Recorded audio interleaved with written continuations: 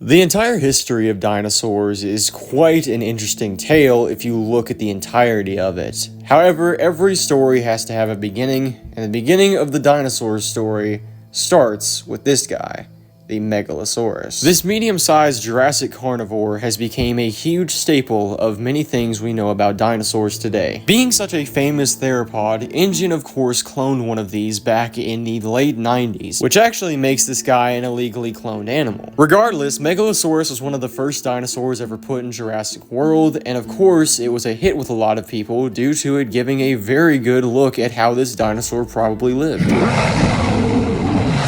We could determine that Megalosaurus was a territorial apex predator in its region.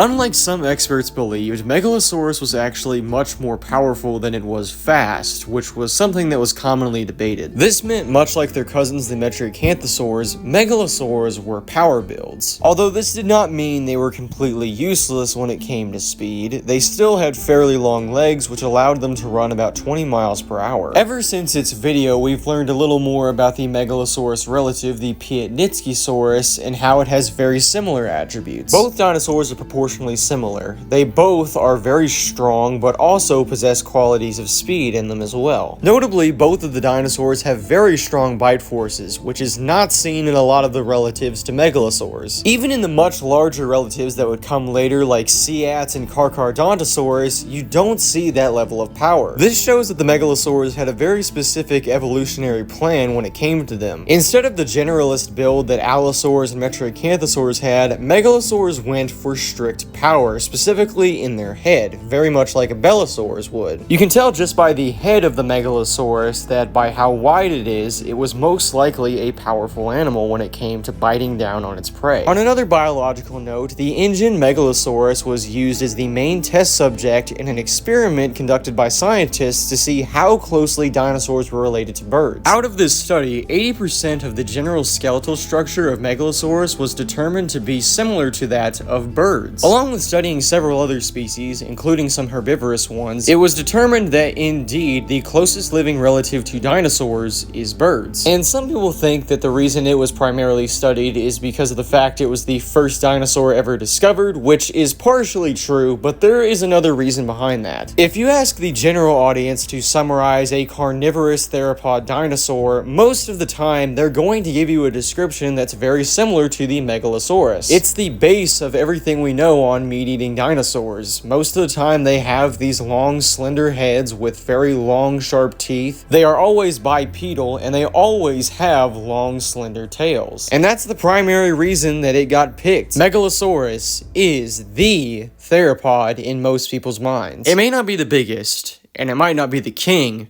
but it is definitely the first, and because of that, it holds a very, very special place in the history of dinosaurs. But that is all I have for the Megalosaurus. Thank you all for watching, and as always, remember, if something chases you, run.